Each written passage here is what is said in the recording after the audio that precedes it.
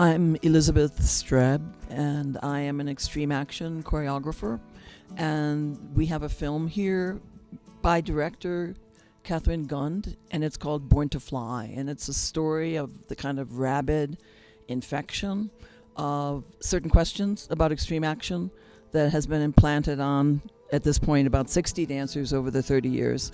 And there are a singular 9 that are in this film, and it tells, I think, a majestic story about what happens when people, general people, anybody, but us in particular, try to reach their impossible dream and do things that humans aren't really supposed to do with their bodies physically in the air.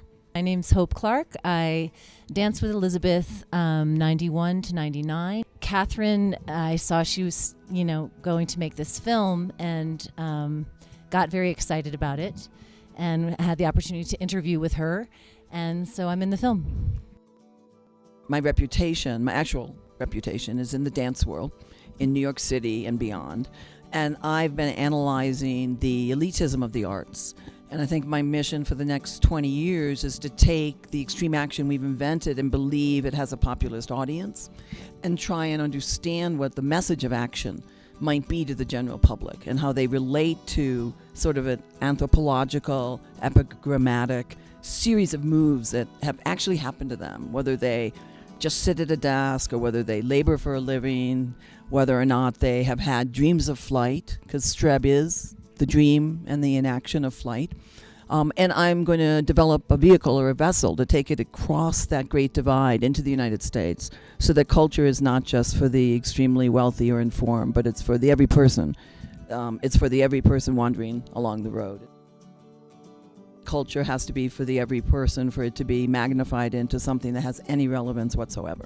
So even though you watch a film and we do wild and crazy things, and everyone has had the dream of flight. So I think that the connecting tissue has to do with that dream first, and then the rest of it is how it gets distributed.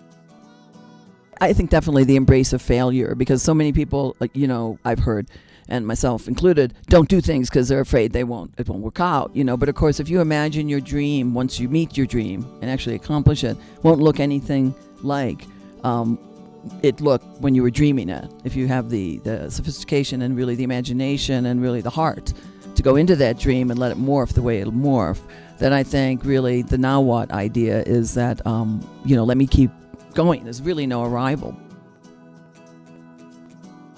Yes, I'm completely dwarfed by the town and the weather.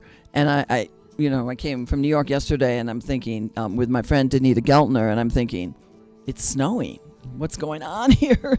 And it's really, a whole kind of gentler universe, but with this rabid undercurrent, that you realize, there's other things to deal with. In New York, you've got the hustle bustle and the madness.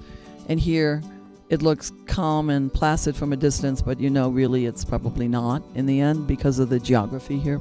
And I think the festival, I would be able to stay here for a long time and learn so much that I wasn't able to access in New York or anywhere.